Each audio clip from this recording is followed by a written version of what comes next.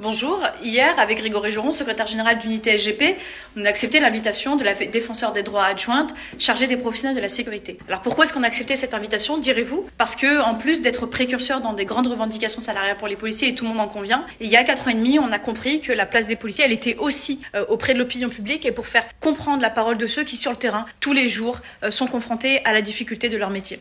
Souvenez-vous, il y a 4 ans et demi, alors que personne n'osait y aller, nous avons été la seule organisation syndicale à apporter une contradiction forte à tous ceux qui faisaient du police bashing sur les chaînes d'infos en continu, alors que les manifestations des Gilets jaunes battaient leur plein. Et fort de cette expérience, parce qu'on a constaté que notre parole avait influencé sur l'opinion publique, et en tout cas sur la vision des gens de bonne volonté concernant leurs forces de sécurité intérieure, on s'est dit qu'on ne s'arrêterait pas là. Je vous rappelle que la défenseur des droits est une autorité constitutionnelle nommée par le président de la République, et qu'à ce titre, il est tout à fait normal que les policiers et aussi leur mot à dire lors de la rédaction de rapports. Ça a été l'occasion de dire les choses très franchement et très sincèrement, de reprocher le fait que la parole des policiers, notamment ceux du terrain, on ne parle pas de ceux qui sont 12 strates au-dessus dans la hiérarchie, ne soit jamais entendue lorsqu'il s'agit de s'exprimer, de trancher, de décider et d'arbitrer. Et bien à ce titre, on a aussi, sans filtre, et je vous le dis, ça a d'ailleurs provoqué parfois des sourires crispés,